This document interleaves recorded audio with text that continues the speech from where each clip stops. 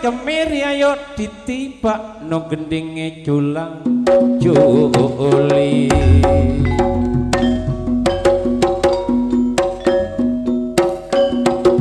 rajula juli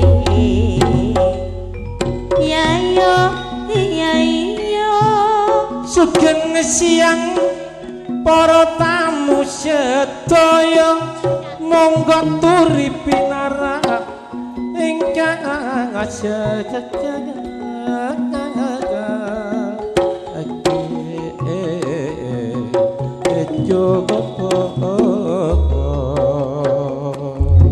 mora sandang pangan seger kawarasa monggo amriksani kesenian kita seni budaya tayub ingkang paningan asma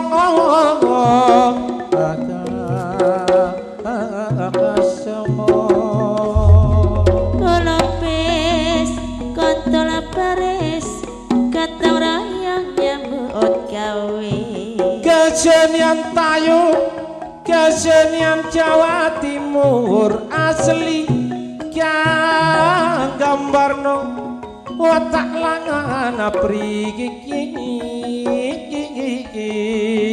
apa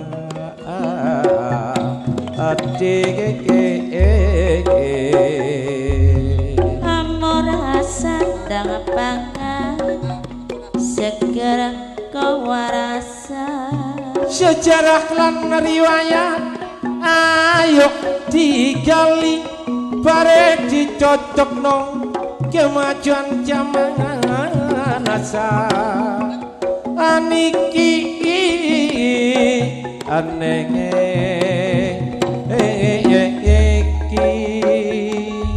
monggo Pak Kampung selamat supaya menampilkan joget tarinya mengikuti gending ala gedok Surabaya. Monggo Pak Kampung selamat.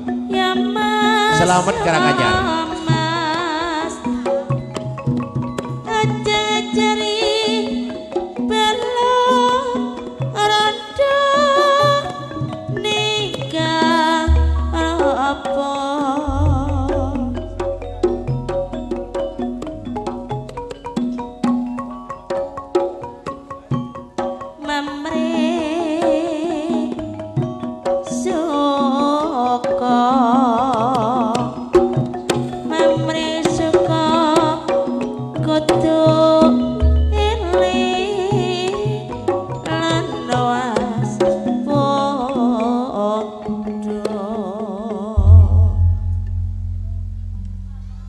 Monggo ketiga tuan rumah terutama tuan rumah pertama Cak Suhan Makbeng, Pak Syahid Makbeng. Ketiga Cak Sarim Jatisari sing duwe pom mini pinggir jalan raya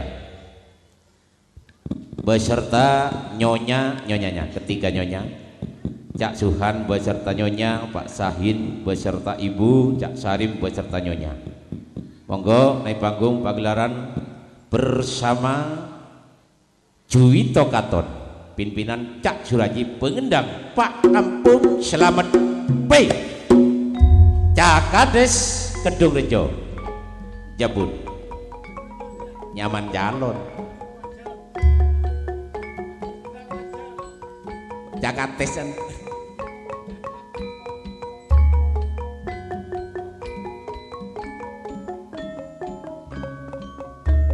Monggo ini ditunjang meriah karisma sound system yang datangnya dari Wonoasri, kolaborasi Dita Hasim Syuting yang datangnya dari Bantaran Probolinggo.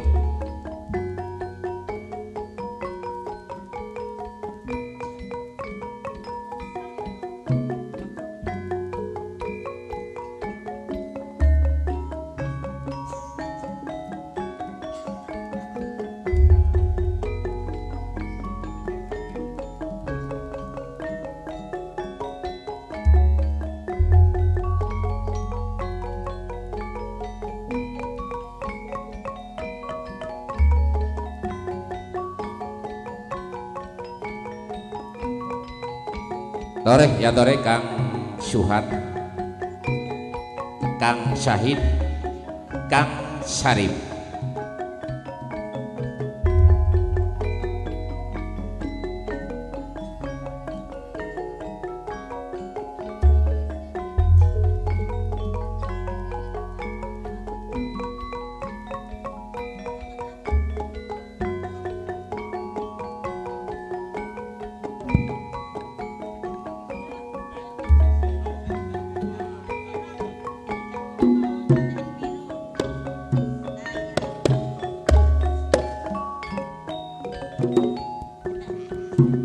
Nyonya tahu sah nyonya. Wah, yuk lah.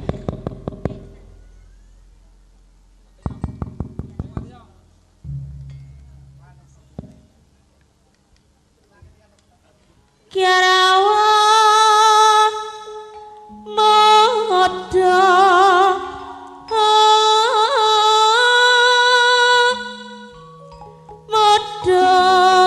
nikah Prabu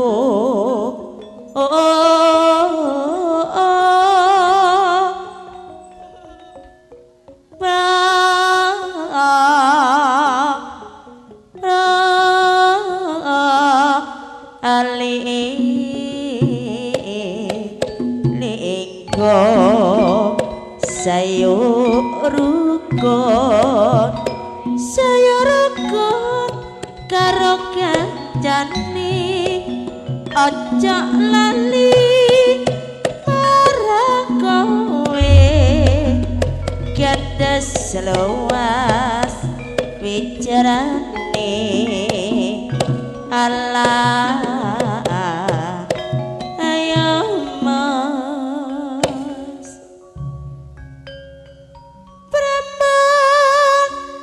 sing limo berjuang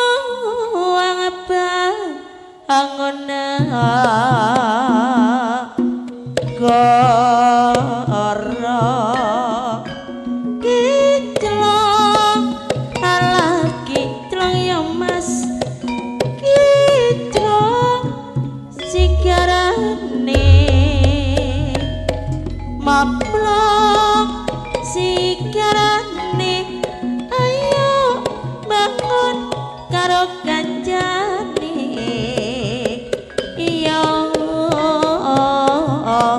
mas ora butuh kae ka ayo mas ora butuh kae butuh nyambut gawe orang tanah Bali ngolon apa saja ninggalan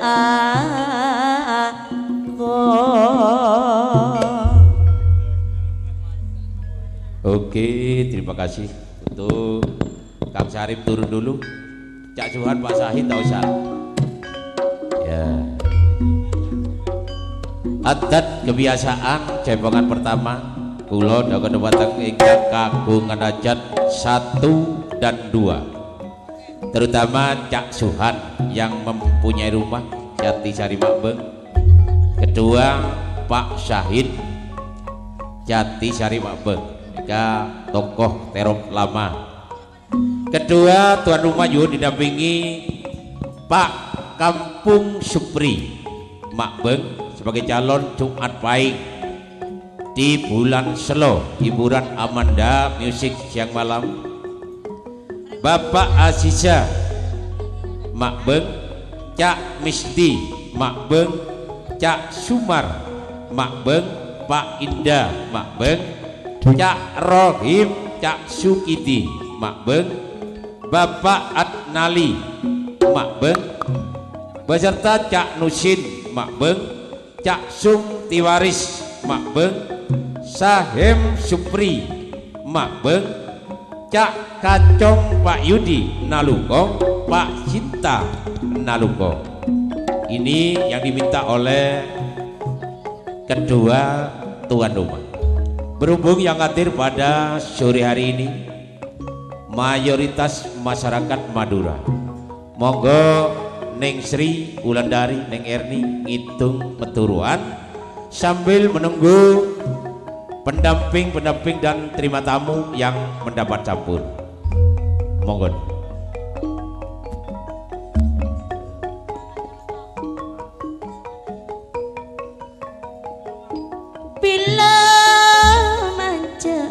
Pabila tolak ngalatarki mak erong loro ngalatarki mak erong loro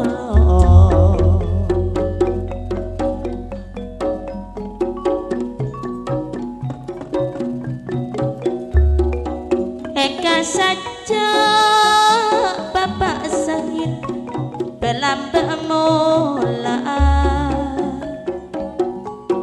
semakin pun Bapak Suha teka Apollo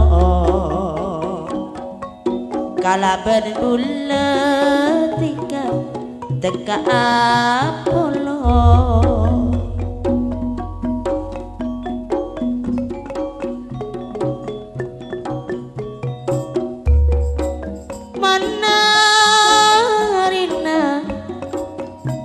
ampun malam duta kira kulaku boleh duta kira kulaku boleh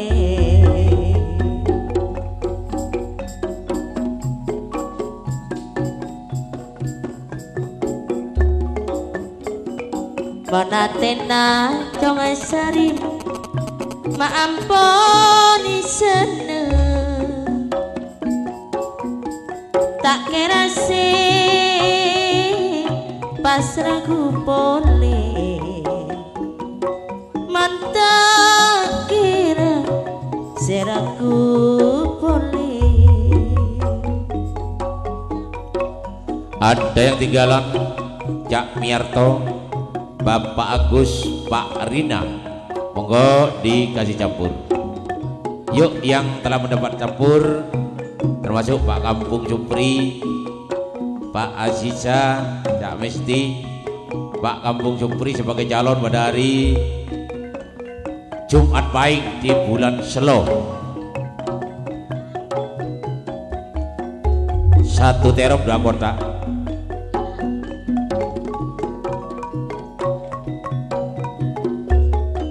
beserta Cak Suher. Ketika Cak Suher nih kamanton Pak Kampung Jupri pojok kebeter iki. Hiburan Amanda benengi koncon gunung mawon.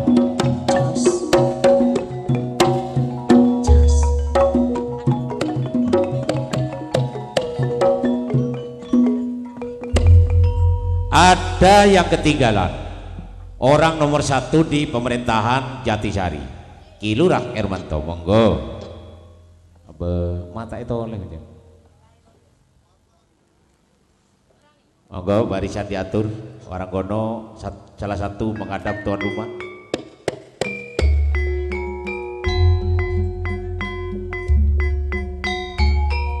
Ayo, orang kono masuk buat.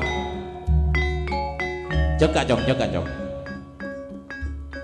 Jongmat jaga.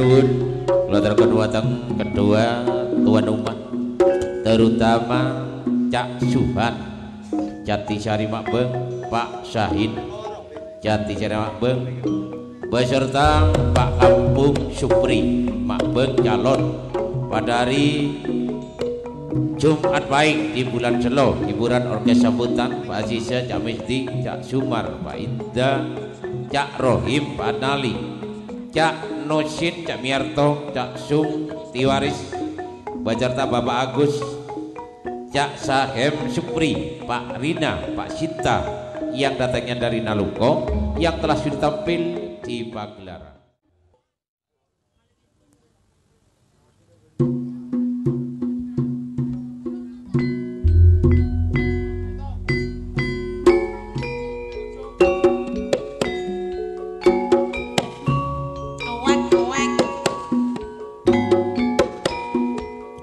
Pilek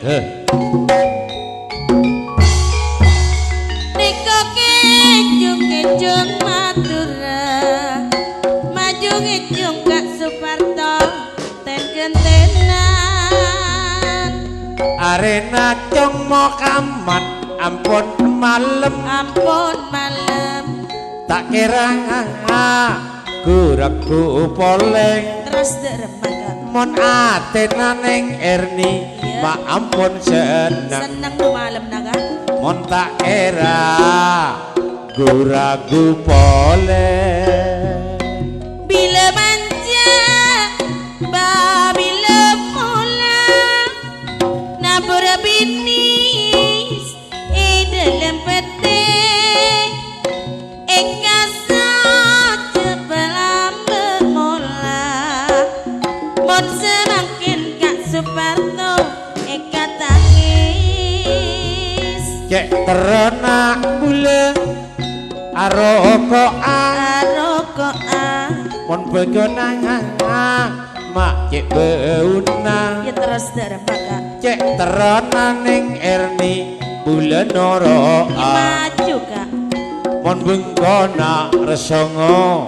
cek jeuna kira pinama cek potena kancing jana mae dadana mon janjina tiga cek mestina korang malam maka mak semajena ampun kapra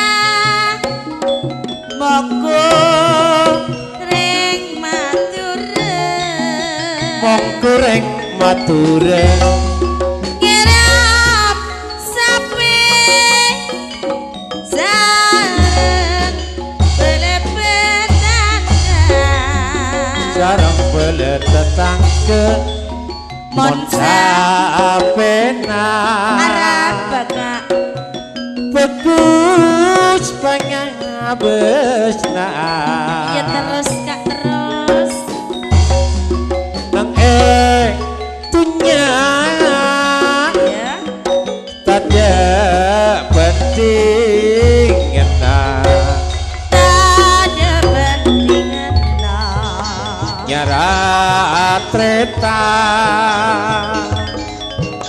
ala kescelan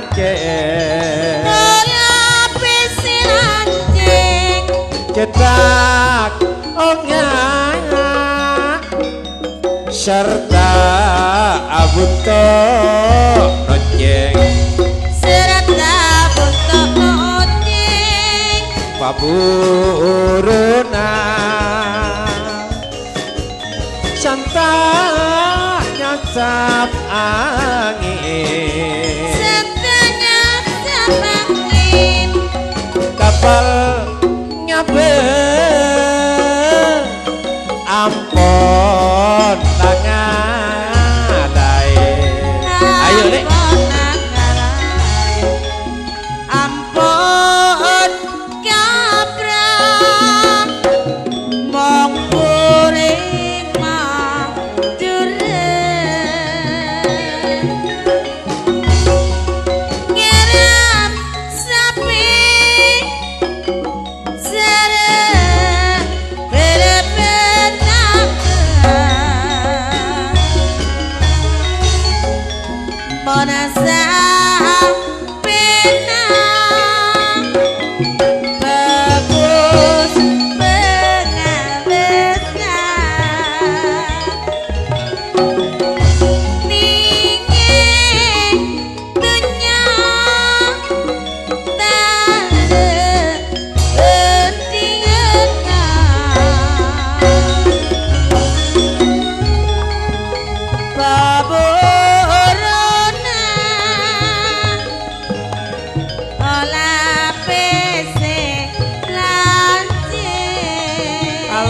keselanceng kita ongah serta abuto noceng serta abuto noceng paburuna santa nacap angin serta nyacap angin kapal nyabeng ampun langan ngalai tirak-tirak Naomi manis keranjengan kepe alente kepikiran terus sampai nangis selanjangan nyake enate aing beneng le iya kan mak somber mateng terus mak kakebaya mak pur campuran iya kan mon ekening Arab. erni mak ce alake harap kamu lagi kakebaya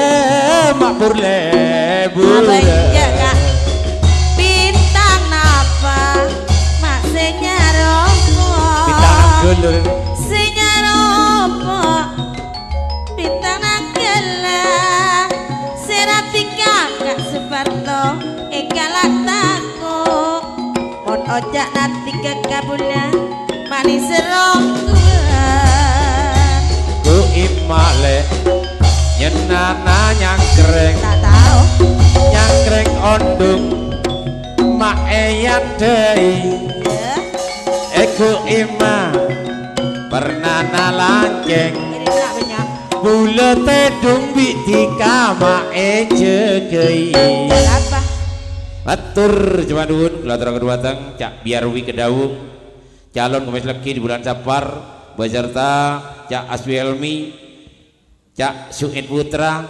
beserta cak Pusah Rian Nambaan Pak Mung Jumari Yayus Putra beserta kawan yang telah sudi tampil.